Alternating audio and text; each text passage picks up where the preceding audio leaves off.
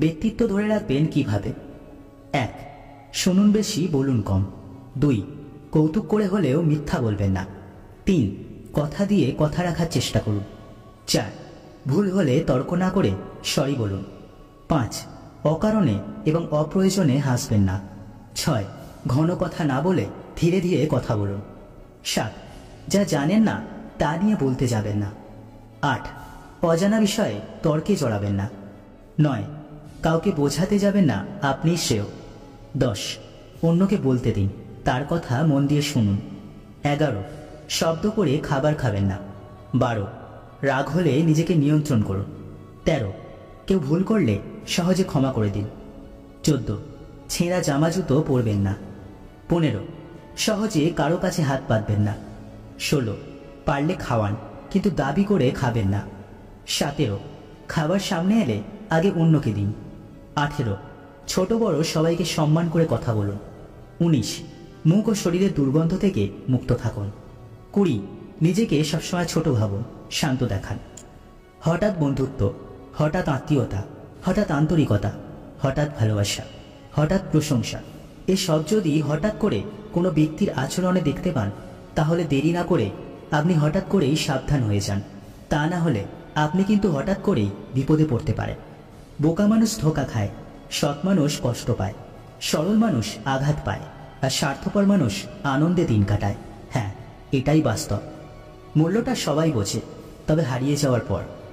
রেগে গিয়ে চিৎকার করে কথা বলা ব্যক্তির মন সরল হয়, কিন্তু যে ব্যক্তি রেগে গিয়েও চুপ থেকে হাসি মুখে কথা বলে, সেই ব্যক্তি শয়তানের থেকেও ভয়ঙ্কর। মেয়েরা জীবনে দুটো জিনিস চায়, একটি হলো সম্মান, আরেকটি হলো মনের মতো জীবনসঙ্গী। পরস্ত্রী আর পরপুরুষ কখনো আপন হয় না, এগুলো হলো মরীচিকা। এসবের পিছনে ছুটলে নিজের পরিবার ও নিজের জীবন ধ্বংসস্তূপে পরিণত হয়। নিজেকে স্মার্ট আর আত্মবিশ্বাসী করে গড়ে তুলুন। অন্যদের হাজার কথার বিপরীতে একটা কথা বলুন, কিন্তু সেই একটা কথাই যেন হাজার কথার চেয়ে দামি হয়। উপরে উঠতে সাহায্য করার লোক কম থাকে, কিন্তু টেনে নিচে নামানোর লোকের অভাব হয় না। একজন পুরুষের টাকা ইনকাম করা ছাড়া জীবনে আর কোনো লক্ষ্যই থাকা উচিত না। বিশ্বাস করুন, টাকা ছাড়া জীবন ভয়ঙ্কর রকমের অসুন্দর। টাকা ছাড়া ভালোবাসা দেখানো যায় না, আন্তরিকতা প্রকাশ করা যায় না, সম্পর্কগুলোকে টিকিয়ে রাখা যায় না, কারো আপন হওয়া যায় না।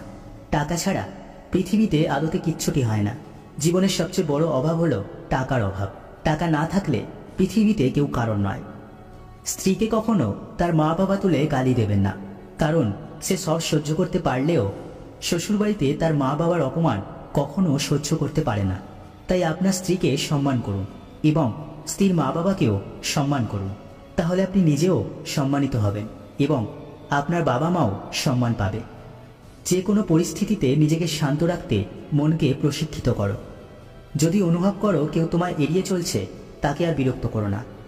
যাকে যাকে বিশ্বাস করেছি তারা সবাই চোখে আঙুল দিয়ে বুঝিয়ে দিয়েছে সবাইকে অন্ধের মতো বিশ্বাস করা ঠিক না। সত্যিটা হলো, আপনার কষ্টগুলো একদিন আপনিই বুঝবেন, অন্য কেউ বুঝবে না, সে যতই আপন হোক না কেন। পকেট ভর্তি টাকা থাকলে কথার ওজনও বেড়ে যায়, তখন ফালতু কথাও লোকে মন দিয়ে শোনে। অতিরিক্ত ভদ্র এবং ভালো মানুষের এই 7টি চরম পরিণতি হয়। 1. যারা অতিরিক্ত ভালো এবং ভদ্রগোছের মানুষ, তাদেরকে সবাই খুব হালকাভাবে নেয় এবং তাদের ভালো মানুষকে তাদের দুর্বলতা ভাবে। 2. অতিরিক্ত ভালো মানুষদের সকলে ব্যবহার করতে চায়, এমনকি নিজের স্বার্থে মানুষ তাদেরকে ব্যবহার করে। 3. অতিরিক্ত ভালো হলে কেউ তোমার প্রয়োজন অপ্রয়োজনের ধার ধারবে না। তাদের মতে তুমি তো যা পাবে তাতেই খুশি, সুতরাং তোমার নিজস্ব কোনো পছন্দ অপছন্দ বা চাওয়া পাওয়া কিছু থাকতে পারে না। 4. অতিরিক্ত ভালো মানুষেরা কখনো কাউকে মুখের ওপর না বলতে পারে না, আর এটা করতে গিয়ে অনেক সময় তারা নিজেরাই বিপর্যস্ত হয়ে পড়ে। 5. আমরা ভাবি অতিরিক্ত ভদ্রদের সবাই সম্মান করে, কিন্তু এটা ভুল। আসলে তাদেরকে কেউ সম্মান করে না, শুধু তাদের স্বার্থ সিদ্ধি করার জন্য সবাই সম্মান দেওয়ার ভান করে। 6. অতিরিক্ত ভালো মানুষদের কেউ কখনো সিরিয়াসলি নিতে চায় না, যেহেতু তারা সব পরিস্থিতিতেই মানানসই, তাই তাদের জন্য বাড়তি ভাবার মতো কেউ থাকে না। 7. অতিরিক্ত ভালো মানুষদের শেষ জীবন অবধি মানুষ শোষণ করে। কোনো কোনো ক্ষেত্রে তাদেরকে নিজেদের সব সীমা অতিক্রম করতে হয়, শুধু কিছু মিথ্যে আবেগের পাল্লায় পড়ে। তাই আজকের দিনে অতিরিক্ত ভালো মানুষদের কপালে দুঃখ ছাড়া আর কিছুই জোটে না। এটাই বাস্তব।